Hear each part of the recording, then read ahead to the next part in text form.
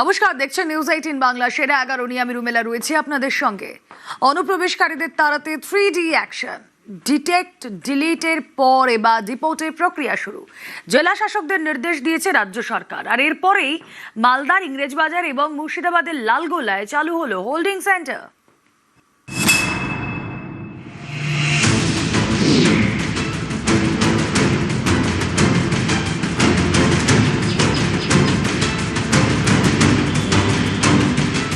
অনুপ্রবেশে zero tolerance, detect ডিলিটের পর এবার ডিপোর্ট।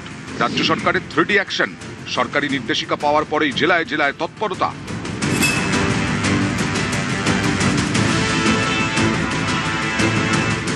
মালদা বাংলাদেশ সীমান্ত লাগোয়া জেলা। এই জেলারই ইংরেজবাজারের বাগবাড়িতে স্বনির্ভর গোষ্ঠীর প্রশিক্ষণ ও বিপণন কেন্দ্র। সেখানেই চালু হলো হোল্ডিং সেন্টার। রবিবার মালদার গাজল থেকে 9 বাংলাদেশিকে আটক করে পুলিশ। তাঁদের মধ্যে 3 জন মহিলা, 6 জন নাবালক। পুলিশের দাবি এই 9 জন বাংলাদেশের রংপুরের বাসিন্দা। তাঁদের রাখা হয়েছে ইংরেজবাজারের হোল্ডিং সেন্টারে। সাধারণ মানুষের তাদের অর্থে যে সমস্ত হচ্ছে যে বিনা কারণে কিছু ঘর বাড়ি মানে অট্টালিকা তৈরি করেছিল, সেই সমস্তগুলোকে আজকে হচ্ছে সরকারিভাবে আমরা কাজে লাগাবার চেষ্টা করছি। কোনো পেপার যাদের নেই, আমরা নিয়মের মধ্যে, আইনের মধ্যে আমরা সমস্ত কাজ করবো। কোনো নাগরিকত্ব দেওয়া বা অবৈধ প্রবেশ কমপ্লিটলি কেন্দ্র সরকারের হাতে। কেন্দ্র সরকারের কাছে নিশ্চয়ই কোনো তথ্য এসছে, তারা এটা করছে। সত্যিকারের যারা বিদেশি বা ইনফিল্টার্স, তাদের বিরুদ্ধে শাস্তি হোক।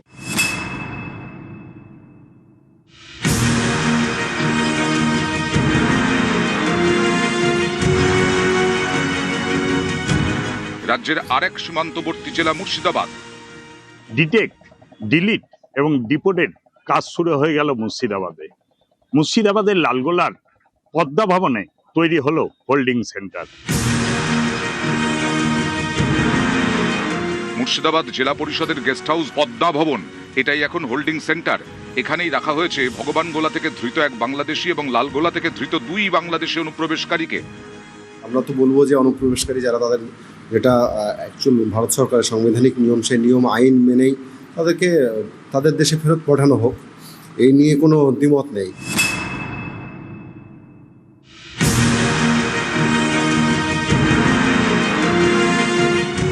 উত্তর 24 পরগনার বনগাঁ, এখানেও তৈরি হচ্ছে হোল্ডিং সেন্টার। পশ্চিমবঙ্গ সরকারের তরফ থেকে অনুপ্রবেশকারীদের জন্য ডিটেক্ট ডিলিট ডিপোর্ট করবার জন্য প্রত্যেকটি সীমান্তবর্তী এলাকায় হোল্ডিং সেন্টার করবার জন্য তৎপরতা শুরু হয়েছে। রবিবারই এই এক্সক্লুসিভ খবর করে নিউজ 18 বাংলা। পশ্চিমবঙ্গে এবার জেলায় জেলায় হবে হোল্ডিং সেন্টার। এই সেই রাজ্য সরকারের নির্দেশিকা, যেই নির্দেশিকায় পরিষ্কার বলা আছে সাবজেক্ট হিসাবে setting up of holding centres for apprehended foreigners as well as for the released foreign prisoners awaiting deportation. অর্থাৎ যেই সব অনুপ্রবেশকারীদের ধরা হয়েছে তাদের রাখা হবে হোল্ডিং সেন্টারে, এবং যাদের বাংলাদেশে বা মায়ানমারে পাঠানো হবে তাদেরও এই হোল্ডিং সেন্টারে রাখা হবে। কেন্দ্রের আইন মেনে এবার রাজ্যেও হোল্ডিং সেন্টার। এ নিয়ে জেলা শাসকদের নির্দেশ দিয়েছে রাজ্য সরকার। ধৃত অনুপ্রবেশকারীদের হোল্ডিং সেন্টারে ঢোকাতে হবে। হোল্ডিং সেন্টার থেকেই বাংলাদেশ বা মায়ানমারে পাঠানো হবে। যেমন ঘোষণা তেমন কাজ। নিউজ 18 বাংলা। নিরাপত্তার বলয়ে চিকেন স্নেক এবার শিলিগুড়ি থেকে টানেল দিয়ে রেল দৌড়বে উত্তর পূর্ব ভারতে। আগামী বছর অক্টোবরের মধ্যে সেবক রংপুর রুটের কাজ শেষ করতে চায় রেল। বাগডোগরা এবং অসমের মধ্যে তৈরি হবে প্রায় 40 কিলোমিটার ভূগর্ভস্থ রেলপথ। Chicken snake Siliguri corridor strategic point. দেশের নিরাপত্তার দিক থেকে অত্যন্ত গুরুত্বপূর্ণ এই 22 কিলোমিটার এলাকা। এই চিকেন স্নেককে ঘিরে এবার নিরাপত্তার বলয় তৈরি করছে কেন্দ্রীয় সরকার। একদিকে নজিরবিহীন প্রতিরক্ষা পরিকাঠামো তৈরির উদ্যোগ, অন্যদিকে যোগাযোগের আমূল পরিবর্তন। ভারতের মূল ভূখণ্ডের সঙ্গে উত্তর পূর্ব ভারতের যোগাযোগের একটাই পথ, চিকেন স্নেক। তাই এবার চিকেন স্নেকের সঙ্গে উত্তর পূর্ব ভারতের যোগাযোগ ব্যবস্থা আরও পোক্ত করছে ভারত সরকার। পশ্চিমবঙ্গের সেবক থেকে সিকিমের রংপুর, ৪৫ কিলোমিটার এই রেল রুটের কাজ শেষের পথে, বাকি রয়েছে প্রায় ৫ কিলোমিটার টানেল তৈরির কাজ। আগামী বছর অক্টোবরের মধ্যে কাজ শেষের টার্গেট। প্রজেক্টটায় টোটাল আপনার অ্যারাউন্ড 45 কিলোমিটার লেন্থ। এখানে যে টোটাল 14 নাম্বার টানেল আছে তার বাকি টানেল অলমোস্ট কমপ্লিট হয়ে গেছে। এখন দুটোই টানেলের কাজ চলছে। এখন এটা হলো টানেল 8 আর টানেল 10। টানেল 8 এর ব্রেক থ্রু কাজ হয়ে গেছে, মানে মাইনিং এর কাজ কমপ্লিট হয়ে গেছে, এখন লাইনিং এর কাজ হচ্ছে। আর টানেল 10 যেটা আছে 5.3 কিলোমিটার, 4.9 কিলোমিটারের মাইনিং এর কাজ কমপ্লিট হয়ে গেছে। ডিসেম্বর 2027 কমপ্লিট হওয়ার প্রবাবিলিটি আছে। চিকেন স্নেকে এবার ভূগর্ভস্থ রেলপথ তৈরি করছে ভারতীয় রেল। শিলিগুড়ি রাঙাপানি হয়ে বাগডোগরা, সেখান থেকে টানেল পথে জুড়বে অসম। চিকেন স্নেকের গুরুত্বের কথা মাথায় রেখে রেলের এই টানেল তৈরিতে ব্যবহার করা হচ্ছে অত্যাধুনিক প্রযুক্তি, যাতে বাংকার বাস্টারের মতো বোমা এই টানেলের ক্ষতি না করতে পারে। বালুরঘাট হিলি প্রজেক্ট ওইটা অলরেডি আন্ডার প্রোগ্রেস আছে। তারপরে আন্ডারগ্রাউন্ড লাইনের প্রজেক্ট আছে, আর বাকি বানারহাট পাম্পসে ভুটান কানেক্টিভিটি। আমরা এক্সপেক্ট করছি যে ওখানে এখন স্টেট গভর্নমেন্টের সঙ্গে মিলে ওখানে ল্যান্ড অ্যাকুইজিশনের কাজটা জলদি করা যায়। চীন এবং বাংলাদেশের সঙ্গে বদলে যাওয়া সমীকরণের প্রেক্ষিতে এখন বাড়তি নজর চিকেন স্নেকের দিকে। এই চিকেন স্নেককে ঘিরে রয়েছে চীন, নেপাল, ভুটান এবং বাংলাদেশ। এই 4 দেশের সীমান্তের 100 কিলোমিটারের মধ্যে চিকেন স্নেক। তাই চিকেন স্নেককে ঘিরে চলছে নিরাপত্তার বলয় তৈরির কাজ। শিলিগুড়ি করিডোরের 22 কিলোমিটারের মধ্যে জমি চেয়েছে বিএসএফ, সেখানে ব্যাটালিয়ন হেডকোয়ার্টার তৈরি করতে চায় তারা। উত্তরবঙ্গে স্থায়ী পরিকাঠামো তৈরি করতে চায় আইটিবিপি। শিলিগুড়ি করিডোর সংলগ্ন 7টি জাতীয় সড়কের রক্ষণাবেক্ষণের দায়িত্ব কেন্দ্রের হাতে তুলে দিয়েছে রাজ্য সরকার। এই শিলিগুড়ি করিডোরকে মাথায় রেখেই টানেল পথে রেল দৌড়বে উত্তর পূর্ব ভারতে। যে রাজ্য সরকারের তরফ থেকে যে নোডাল অফিসার যাদেরকে দেওয়া হয়েছে, যিনি প্রায় প্রত্যেক দিনই রেল আধিকারিকদের সঙ্গে বৈঠক করছেন এবং সীমান্তবর্তী এলাকাতে যে সমস্ত রেলের প্রকল্পগুলি চলছে সেগুলির কাজ যাতে দ্রুত শেষ করতে পারা যায় সে ব্যাপারে রাজ্যের তরফ থেকে প্রয়োজনীয় আশ্বাসও মিলে গিয়েছে। ক্যামেরা অসিত দাসের সাথে আবির ঘোষাল, নিউজ 18 বাংলা, কলকাতা। তৃণমূল জমানায় জয়কামদার সোনাপাপ্পুদের জুলুমবাজির শিকার। পৈতৃক ভিটেতে ফ্ল্যাট বানাতে গিয়ে সর্বশান্ত বৃদ্ধ।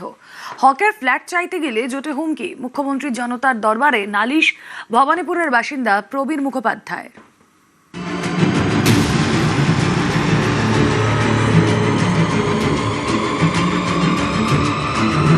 এটা আমার ইলিগাল কোনো ডিমান্ড নয়। মৃত্যুর আগে আমি আমার মাথার ছাদটা চাই।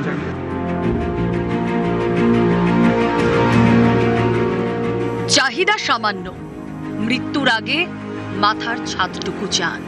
অভিযোগ দীর্ঘদিন দৌড়ে দৌড়ে ঘুরেও সেটুকুও পাননি। ভয়ে চুপ থেকেছেন এতদিন।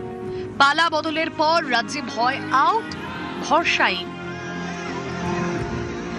সেই ভরসাকে সম্বল করেই সোমবার মুখ্যমন্ত্রীর জনতার দরবারে হাজির হন ভবানীপুরের বাসিন্দা 80 ঊর্ধ্ব প্রবীর মুখোপাধ্যায়।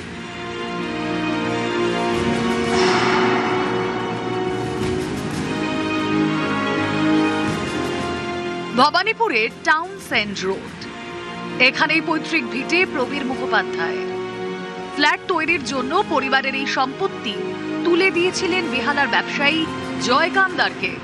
ব্যাস, ওখানে জীবনের মস্ত বড় ভুলটা করে ফেলেছিলেন তিনি। জয়কামদার শান্তনু বিশ্বাসের প্রভাব কাটিয়ে তার পৈতৃক বাড়ি নিয়ে নেয় এবং সেখানে প্রমোটিং করে। তার পরিবর্তে তাকে যে ফ্ল্যাট দেওয়ার কথা ছিল, দীর্ঘ 6 বছর ধরে তাকে কোনো ফ্ল্যাট দেওয়া হয় না, উল্টে তার কাছ থেকে 19 লক্ষ টাকা দাবি করা হয়। আমাকে পেছনের দিকে ছোট ফ্ল্যাট দেবার জন্যে সে বলছিল, তার পরিবর্তে সে আমার কাছ থেকে 17 লাখ টাকা দাবি করে আমাকে থ্রেট করা হয়েছে। আমি ভবানীপুরে পৈতৃক ভিটায়, ওটা প্রমোটারের হাতে দেওয়া হয়েছিল ওই নতুন করে ওই প্রমোটিং করে বিল্ডিংটা তৈরি করার জন্য। ফ্ল্যাট হ্যান্ড ওভার দিল না। আমার আর কোনো সম্পত্তি নেই, আমার আর কোনো ঘর বাড়ি নেই। বিধায়ক তো ছিল মমতা, তার কাছে পৌঁছতেই পারিনি, কারণ জয়কামদার এবং শান্তনুরা তার খুব প্রিয় লোক ছিল। জমি হাতাতে জাল বিছিয়েছিলেন জয় কামদার, সোনাপাপ্পুরা। সেই জালেই জড়িয়ে যান ভবানীপুরের বৃদ্ধ। শেষ জীবনে স্ত্রীকে নিয়ে উঠতে হয় ভাড়া বাড়িতে। ফ্ল্যাট চাইতে গেলে বন্দুক দেখিয়ে তাকে হুমকি দেওয়া হয় বলে অভিযোগ।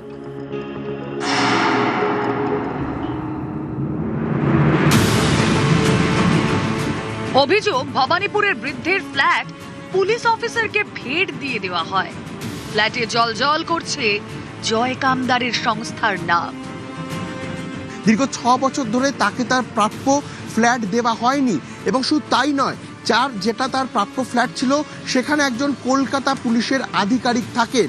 আমার যে ফ্ল্যাটটা পাওয়ার কথা, সেই ফ্ল্যাটটা তো শুনলাম তার তাবেদার কোন পুলিশ অফিসারকে তাকে দান করা হয়েছে।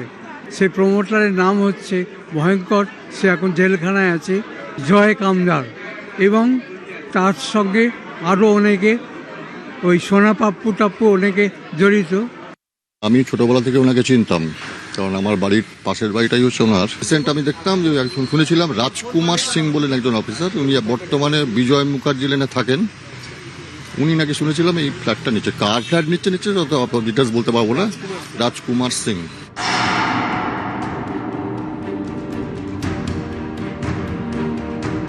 বয়স 81, হাঁটতে গেলে লাঠির প্রয়োজন পড়ে, শরীর ভেঙেছে।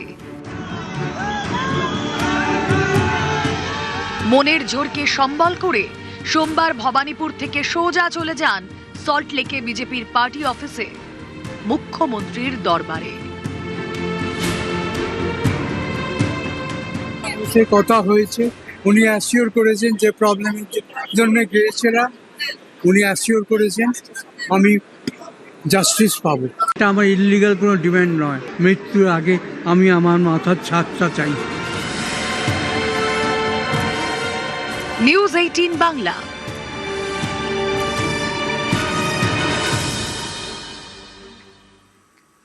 পালা বদলের পর বাংলায় শিল্পের হাল ফেরাতে তৎপরতা। 100 দিনের মধ্যেই নতুন শিল্পনীতি আনবে রাজ্য সরকার। শিল্পমহলকে ভরসার বার্তা রাজ্য বিজেপির সভাপতি শ্রমিক ভট্টাচার্যের।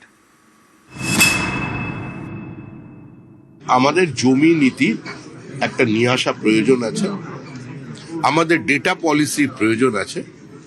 আধুনিক পৃথিবীতে আমরা যদি ইনভেস্টমেন্ট চাই, আমরা যদি এখানে বাণিজ্য বাড়াতে চাই, আমরা নতুন কর্মসংস্থানের সুযোগ সৃষ্টি করতে চাই, তাহলে আমাদের কিছু নীতিগত পরিবর্তন এবং নতুন নীতি নিয়ে আসতে হবে। সেটা আগামী 100 দিনের মধ্যে শুভেন্দু অধিকারীর নেতৃত্বে যে পশ্চিমবঙ্গের রাজ্য সরকার চলেছে, সেই সরকার করে দেখাবে।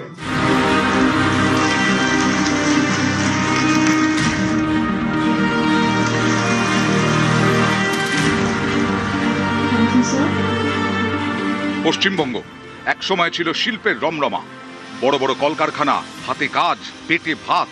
কিন্তু গত 15 বছরে বাংলায় শিল্পে খরা।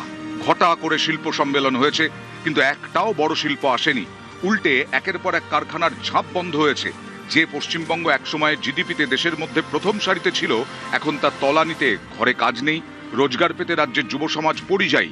এমনই পরিস্থিতিতে পশ্চিমবঙ্গে পালা বদল, ক্ষমতায় বিজেপি, শিল্পের হাল ফেরার আশায় রাজ্যবাসী।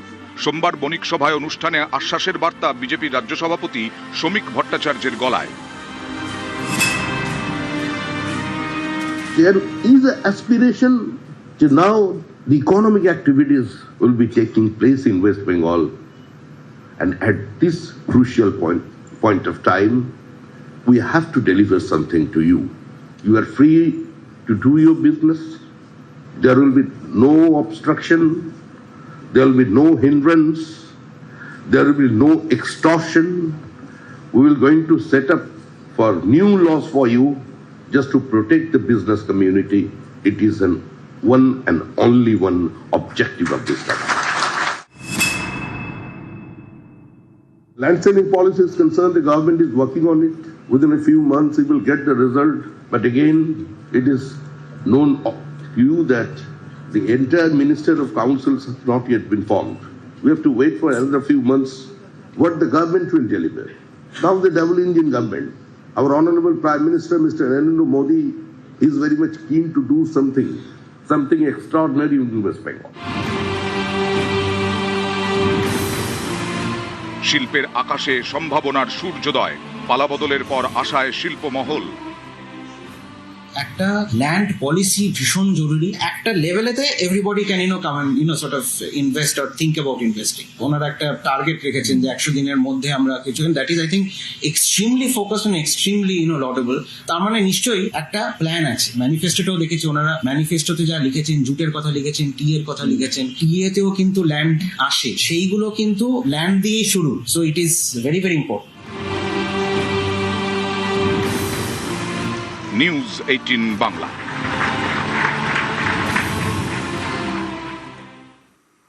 পালাবদলের পর রণে ভঙ্গ দিয়েছেন ফলতার পুষ্পা। এবার স্ক্যানারে ফলতার প্রাক্তন বিডিও শানু বক্সি।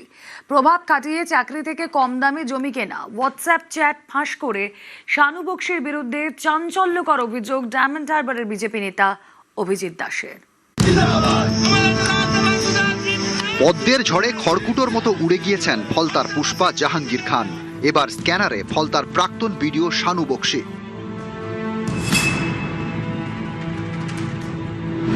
মালদার হরিশ্চন্দ্রপুর 1 নম্বর ব্লকের বিডিও শানু বক্সি। এর আগে দক্ষিণ 24 পরগনার ফলতার বিডিও ছিলেন তিনি। জাহাঙ্গীরের সঙ্গে ঘনিষ্ঠতা থাকার অভিযোগে ভোটের আগে তাকে ফলতা থেকে সরিয়ে দিয়েছিল নির্বাচন কমিশন। এবার স্ক্যানারে এই শানু বক্সি। সম্প্রতি হোয়াটসঅ্যাপ চ্যাটে স্ক্রিনশট তুলে ধরে শানু জাহাঙ্গীর যোগসাজশের বিস্ফোরক অভিযোগ সামনে এনেছেন ডায়মন্ড হারবারের বিজেপি নেতা অভিজিৎ দাস। সামনে এসেছে শানুর বিরুদ্ধে অভিযোগের পাহাড়। অভিযোগ, প্রভাব খাটিয়ে 2017 সালে WBCS পাশ করেছিলেন শানু বক্সি। প্রথমে নন্দকুমার, পরে ফলতার বিডিও হন তিনি। বিধানসভা ভোটের আগে তাকে হরিশ্চন্দ্রপুরে পাঠিয়ে দেয় নির্বাচন কমিশন। রাজ্যে পালাবদলের পরেই বিতর্কের কেন্দ্রে ফলতার পূর্বতন বিডিও, মালদাহের হরিশ্চন্দ্রপুর 1 নম্বর ব্লকের বর্তমান বিডিও শানু বক্সি। তার বিরুদ্ধে একাধিক অভিযোগ। 70-80 নাম্বার করে পার পেপারে বেরিয়েছে। যেমন সোনু বক্সে একটা পেপারে বেরিয়েছিল হচ্ছে 82 নাম্বার, সেখানে ও পেয়ে গেল হঠাৎ 143। বাসুটের নাম্বার একটা পেয়েছিল, সেটা 112। এই করে এদেরকে বিরোধে চাকরি দেওয়া হয়েছে। এবং এর পুরো মাস্টারমাইন্ড যিনি ছিলেন তার নাম হচ্ছে কৌশিক ভট্টাচার্য, যার সঙ্গে সোনু দেখছেন ঘনিষ্ঠ ছবি কৌশিক ভট্টাচার্যের সঙ্গে সোনু বক্সি। তাই এর বিরুদ্ধে এখন এনকোয়ারি চলছে, এর সাসপেন্ড হয়ে রয়েছে। কিন্তু এর মাধ্যমে কৌশিক ভট্টাচার্যের মাধ্যমে যে সমস্ত ভিডিও আপনার চাকরি পেয়েছে তাদের কাছে কিন্তু তৃণমূল গভর্নমেন্ট কোনো অ্যাকশন নেয়নি। ফলতার প্রাক্তন বিডিওর বিরুদ্ধে রয়েছে জমি কেলেঙ্কারিতে জড়িত থাকার অভিযোগ। সরকারকে 7.45 কাঠা জমি কেনার তথ্য দেওয়া হয়েছিল, যার বাজার দর বেড়ে কেটে 10 লক্ষ টাকা। অথচ রেজিস্ট্রি নথিতে দেখা গিয়েছে 14.57 কাঠা জমি কেনা হয়েছে, যার বাজার দর 29,89,768 টাকা। জমি বিক্রেতার দাবি, এই জমির দাম বাবদ তাকে দেওয়া হয়েছে 12,50,000 টাকা। সরকারি অনুমতি নিয়ে জমি কেনার ক্ষেত্রে পরিমাণে গরমিল, অর্থাৎ যে পরিমাণ কেনার জন্য অনুমতি দিয়েছিল সরকার, তার থেকে দ্বিগুণ জমি কিনেছেন, অথচ অর্ধেক দামে। এমন অভিযোগ। সেই জমি আবার ডিড করে নিজের মাকে দিয়ে দেওয়া, এমন অভিযোগও উঠেছে। সব মিলিয়ে বহু বিতর্ক, বহু অভিযোগ শানু বক্সিকে ঘিরে। শানু বক্সি কবে জমি কিনছিল? ওটা ডেটটা তো এখানে লেখা আছে, আমাদের খেয়াল 2021। কতখানি জায়গা ওখানে? 13 কাঠা হবে। ওটা কত কাগজে লেখা, ভুলে গেছি না। 13 কাঠা? হ্যাঁ। বলছে কত দিয়ে কিনছিল উনি? 12.5 লাখ টাকা দিয়ে কিনছে, আর গভর্নমেন্ট ভ্যালু তো 29 লাখ টাকা। কতটুকু জমি ছিল? আমার 17 কাঠার মতন। 17 কাঠা। এবং তখনকার আপনি কত টাকা পেয়েছিলেন এই বিষয়ে? 5 লাখ টাকা মতন পেয়েছি। 5 লক্ষ টাকায় বিক্রি হয়েছিল সেই জমি, মানে 17 কাঠা 5 লক্ষ টাকায়। বিরোধী দলনেতা থাকাকালীন একাধিকবার শানু বক্সির বিরুদ্ধে সরব হয়েছেন শুভেন্দু অধিকারী। শানু বক্সি সাদা খাতার ভিডিও, শানু বক্সি যেমন চিটিংবাজ, এদেরকে অ্যারেস্ট করা উচিত। এবার ফলতার প্রাক্তন বিডিওর রাজনৈতিক যোগ নিয়ে বিস্ফোরক অভিযোগ করলেন ডায়মন্ড হারবারের বিজেপি নেতা অভিজিৎ দাস ওরফে ববি। কয়েকটি হোয়াটসঅ্যাপ চ্যাটে স্ক্রিনশট তুলে ধরে তার অভিযোগ, শানু বক্সিকে ফলতার ভিডিও করার পিছনে কলকাঠি নেড়েছিলেন জাহাঙ্গীর খানই। আমার হাতে ওই জাহাঙ্গীর খানের সানুবক্সের মোবাইল থেকে জাহাঙ্গীর খানের সঙ্গে হোয়াটসঅ্যাপ চ্যাট, এবং এখানে পরিষ্কার রয়েছে ওর নিজের সানুবক্সে ব্যাচ নাম্বার দিয়ে ও জাহাঙ্গীরকে অনুরোধ করছে যে নামটা পাঠিয়ে রাখো, রাখলে প্রবলেম, নাম না পাঠিয়ে রাখলে নাম পাঠিয়ে রাখো বস আর ডিএমকে, নাম পাঠিয়ে রাখো বস আর ডিএমকে। বস মানে কে? আমি নিশ্চিত এটা অভিষেক ব্যানার্জি হবে। শেষ অব্দি জাহাঙ্গীর লিখছে শেষ অব্দি, তার ভিডিও চেয়ারে বসলে তো আজ, এবং সানুবক্সে তাকে লিখছে তোমার জন্য। এই চ্যাট, হোয়াটসঅ্যাপ চ্যাটগুলো থেকে পরিষ্কার বোঝা যাচ্ছে যে সানুবক্স থেকে এখানটায় ফলতাতে নিয়ে আসার পিছনে অভিষেক ব্যানার্জির মাধ্যমে জাহাঙ্গীর খান এটা টোটাল করেছে। এটাকে ইনকোয়ারি হওয়ার দরকার আছে। অভিজিৎ দাসের অভিযোগ, বিডিওর পদের অপব্যবহার করে গত লোকসভা নির্বাচনে ফলতায় তৃণমূলকে সুবিধা পাইয়ে দিয়েছেন শানু বক্সি। টোটাল ডিপার্টমেন্টকে, অ্যাডমিনিস্ট্রেটিভ ডিপার্টমেন্টকে কিভাবে কাজে লাগিয়েছে অভিষেক ব্যানার্জি তার ইলেকশনকে জেতানোর জন্য। আমি কি বলবো বলো তো, এটা সম্পূর্ণ মিথ্যা, ওকে কোনো ভাবে ভাষা। ম্যাডাম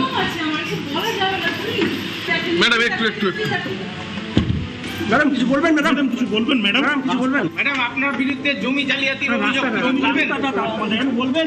ম্যাডাম কিছু, ম্যাডাম আপনার বিরুদ্ধে যে এত অভিযোগ উঠছে কি বলছেন এই বিষয়ে? ম্যাডাম আপনাকে কিছু বলার আছে? ম্যাডাম আপনার বিরুদ্ধে অভিযোগ, ম্যাডাম কিছু বলবেন? ম্যাডাম কি সত্যি ম্যাডাম জমি জালিয়াতিতে ছিলেন? ম্যাডাম ছিলেন আপনি? নিউজ 18 বাংলা।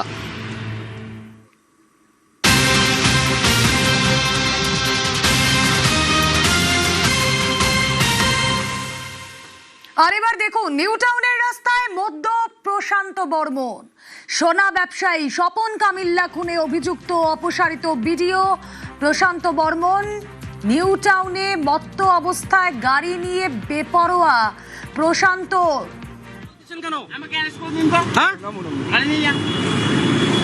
গাল দিচ্ছে আবার।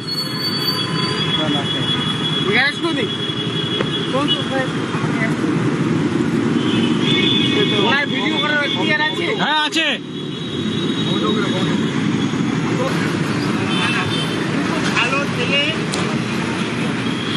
আপনি দাঁড়ালেন না কেন?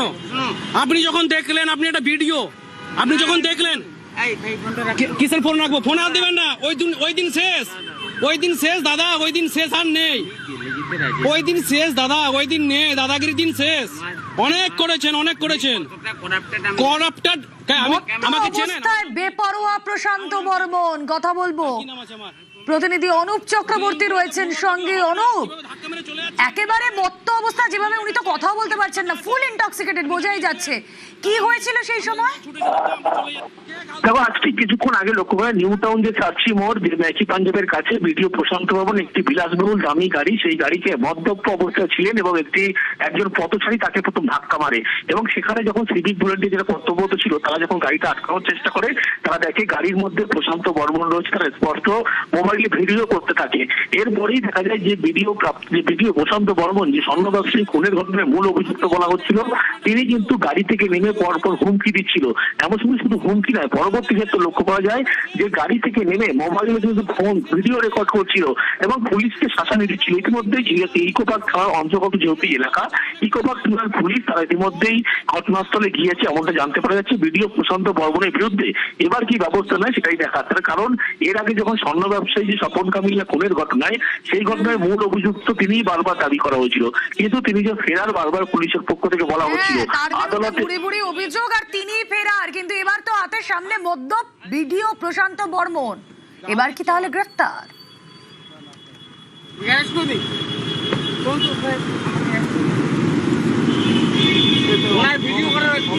হ্যাঁ আছে।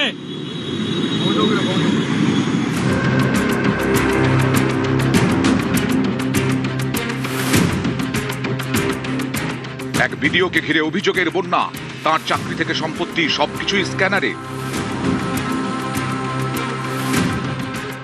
তখন প্রশ্ন, রাজ্যের এক অপসারিত ভিডিওকে ঘিরেও নিউ টাউনে সোনা ব্যবসায়ী খুনে অভিযুক্ত প্রশান্ত বর্মন। রাজ্যে পালাবদলের পর প্রশ্ন, কবে গ্রেফতার হবেন প্রশান্ত বর্মন?